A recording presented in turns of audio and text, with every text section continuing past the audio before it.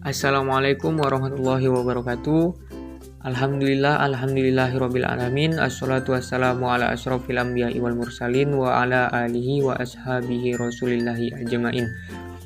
Yang pertama-tama, marilah kita panjatkan puja-puji syukur kita atas kehadirat Allah Subhanahu wa taala yang mana Ia telah memberi kita nikmat, yaitu nikmat kesehatan, sehingga kita dapat melaksanakan aktivitas kita sampai saat ini.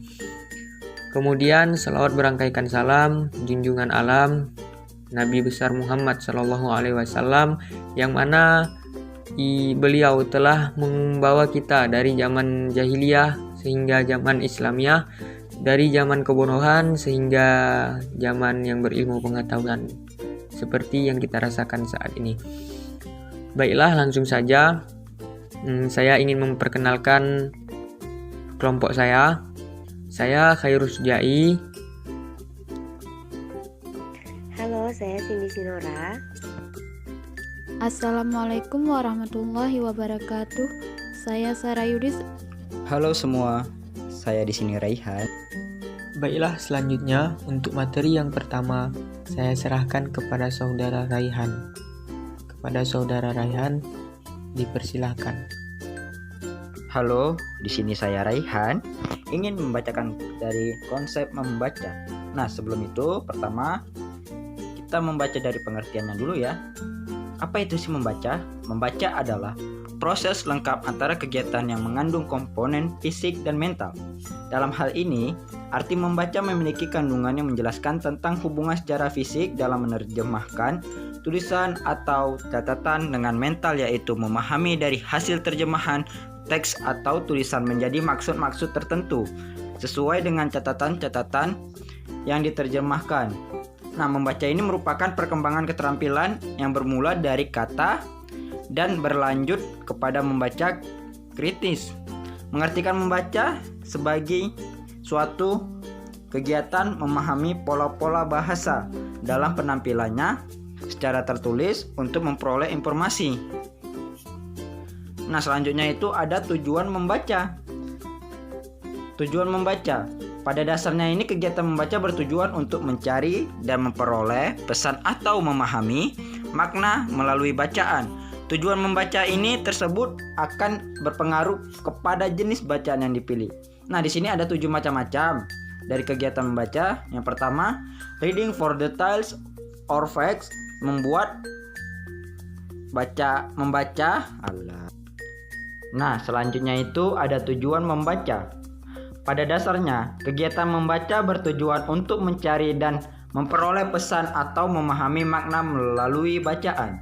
Nah, tujuan membaca ini tersebut akan berpengaruh kepada jenis bacaan yang dipilih. Ada 7 macam tujuan dari kegiatan membaca, yaitu yang pertama, reading for details or facts, atau membaca untuk memperoleh fakta dan perincian. Yang kedua itu reading for main ideas, yaitu membaca untuk memperoleh ide-ide utama.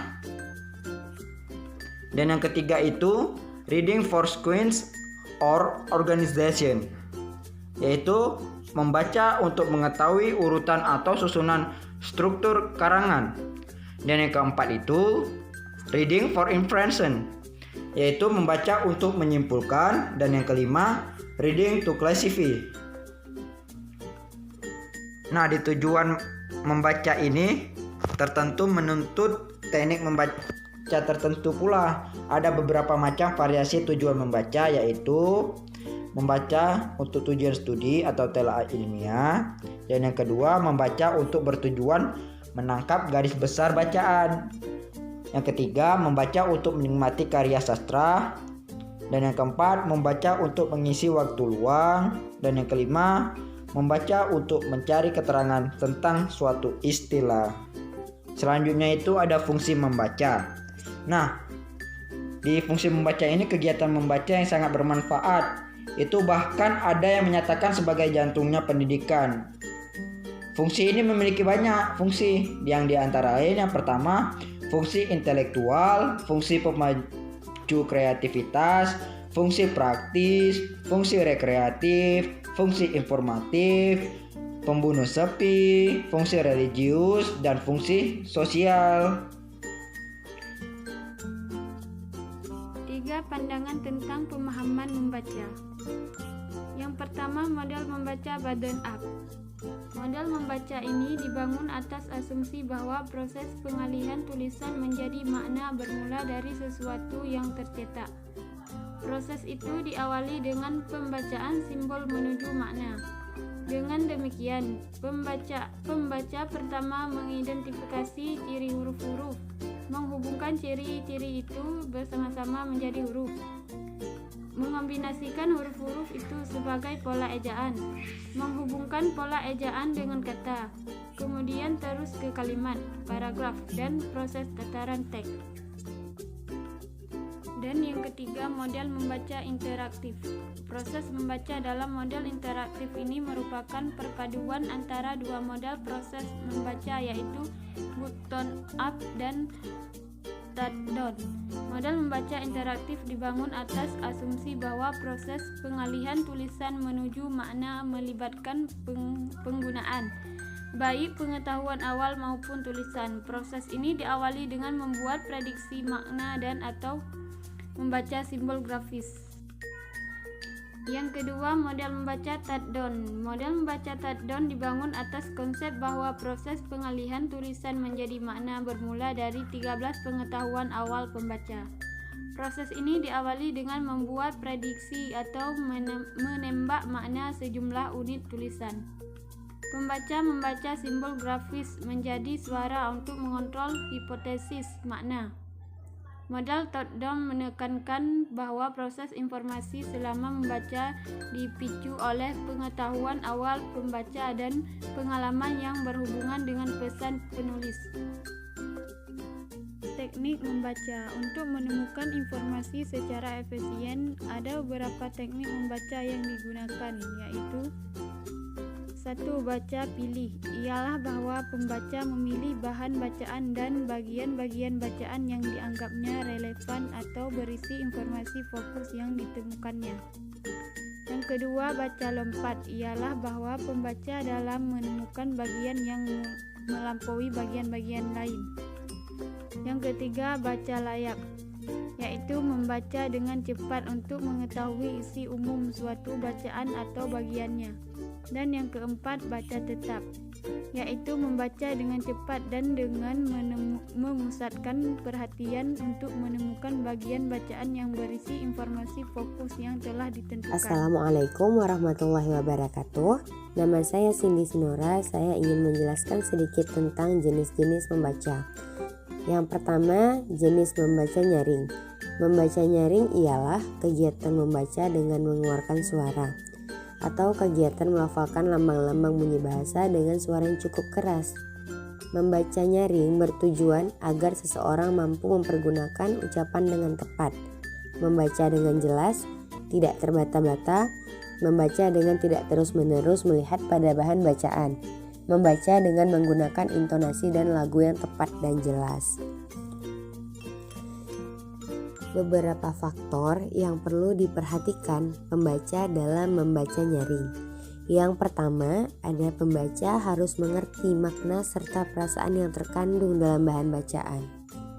Yang kedua, pembaca harus mempelajari kesimpulan penafsiran atau lambang-lambang tertulis sehingga penyusunan kata-kata serta penekanan sesuai dengan tujuan.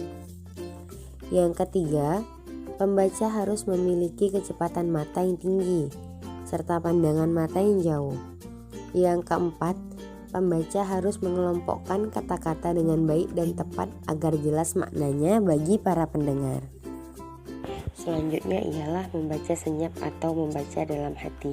Membaca senyap adalah membaca tidak bersuara, tanpa gerakan bibir, tanpa gerakan kepala, tanpa berbisik, memahami bahan bacaan yang dibaca secara diam atau dalam hati, kecepatan mata dalam membaca 3 kata per detik, menikmati bahan bacaan yang dibaca dalam hati, dan dapat menyesuaikan kecepatan membaca dengan tingkat kesukaran terdapat dalam bacaan itu.